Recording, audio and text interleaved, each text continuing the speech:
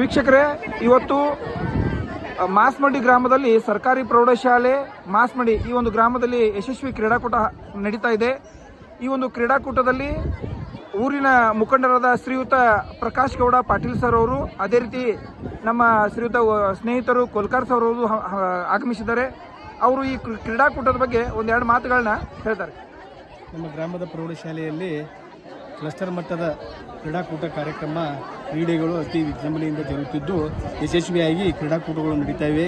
ಇದಕ್ಕೆ ಸಹಾಯ ಸಹಕಾರ ಗ್ರಾಮಸ್ಥರು ಹಾಗೂ ಭಾಗವಹಿಸಿದಂಥ ವಿದ್ಯಾರ್ಥಿಗಳು ಇಲ್ಲಿ ಬಂದಂಥ ಎಲ್ಲ ತಾಲೂಕುಗಳಲ್ಲಿ ವಲಯ ಮಟ್ಟದ ದೈಹಿಕ ಶಿಕ್ಷಕರು, ನಮ್ಮ ಶಾಲೆಯ ಶಿಕ್ಷಕರು ಹಾಗೂ ಮುಖ್ಯೋಪಾಧ್ಯಾಯರು, ಗುರುಮಾತೆಯರ ಸಹಯೋಗದೊಂದಿಗೆ ಅವರ ಒಂದು ಪ್ರೋತ್ಸಾಹದೊಂದಿಗೆ ಅತಿ ಉತ್ತಮ ರೀತಿಯಲ್ಲಿ ಕ್ರೀಡೆಗಳು ಜರುಗುತ್ತಾ ಇವೆ.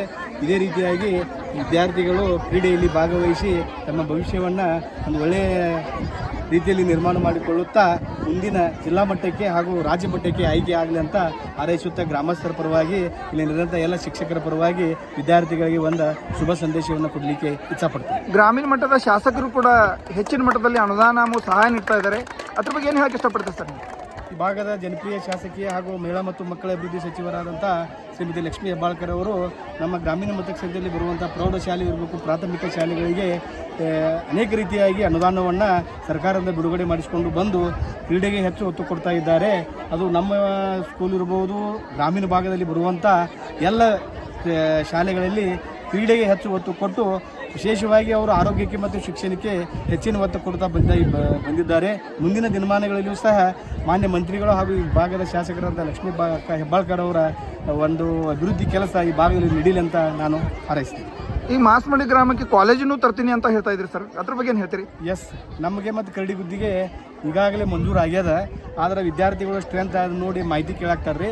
ಮಾಹಿತಿ ನಮ್ಮಲ್ಲಿ ಸರ್ಕಾರಿ ಜಾಗ ಇರೋದರಿಂದ ನಮ್ಮಲ್ಲಿ ಹೈಸ್ಕೂಲ್ ಅದನ್ನು ಖಂಡಿತವಾಗಿಯೂ ಮುಂದಿನ ವರ್ಷ 2026-27 ಸಾಲಿನಲ್ಲಿ ಬರುವಂಥ ದಿನಗಳಲ್ಲಿ ಮಾನ್ಯ ಮಂತ್ರಿಯಾದಂಥ ಲಕ್ಷ್ಮೀ ಹೆಬ್ಬಾಳ್ಕರ್ ಅವರ ಗಮನಕ್ಕೆ ತಂದು ಶೀಘ್ರವಾಗಿ, ಅಂದರೆ ನಮ್ಮಲ್ಲಿ ಈಗ ಸ್ಟ್ರೆಂತ್ 233 237 ಐತಿ. ಇದೇ ವಿದ್ಯಾರ್ಥಿಗಳು ಬಂದರಷ್ಟೇ ಸಾಕು ನಮಗೆ ಸಫಿಷಿಯೆಂಟ್.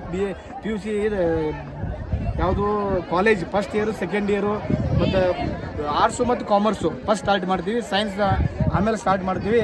ಮಾನ್ಯ ಮಂತ್ರಿಗಳ ಗಮನಕ್ಕೆ ತಂದು ಅತಿ ಶೀಘ್ರದಲ್ಲಿ ಅದನ್ನು ಕಾಲೇಜನ್ನು ಸ್ಟಾರ್ಟ್ ಮಾಡುವಂಥ ಕೆಲಸವನ್ನು ಪ್ರಾರಂಭ ಮಾಡ್ತೀವಿ. ಈಗ ನಿಮ್ಮ ಜೊತೆ ಯುವ ಧುರೀಣರು ಕೋಲ್ಕಾರ್ ಸರ್ ಇದ್ದಾರೆ, ಅವ್ರ ಬಗ್ಗೆ ಏನು ಹೇಳಕ್ಕೆ ಇಷ್ಟಪಡ್ತಾರೆ? ಅವರು ಕ್ರೀಡೆಗಳಲ್ಲಿ ಮತ್ತು ಶಾಲೆಗಳಿಗೆ ಏನಾದರೂ ಕಾರ್ಯಕ್ರಮ ಇದ್ರೆ ನಮ್ಮ ಊರಲ್ಲಿ ಇಂಥ ಕಾರ್ಯಕ್ರಮಗಳು ಹಮ್ಮಿಕೊಂಡ್ರೆ ಒಂದು ದಾನದ ರೂಪದಲ್ಲಿ ಅವರಿಂದ ಏನು ಹೆಲ್ಪ್ ಆಗ್ತಿತ್ತಲ್ಲ ಅದನ್ನು ಮಾಡ್ಕೊತ ಬಂದಿದ್ದಾರೆ. ಸಮಾಜಮುಖಿ ಸೇವೆಯನ್ನು ಮಾಡ್ತಾ ಇದ್ದಾರೆ.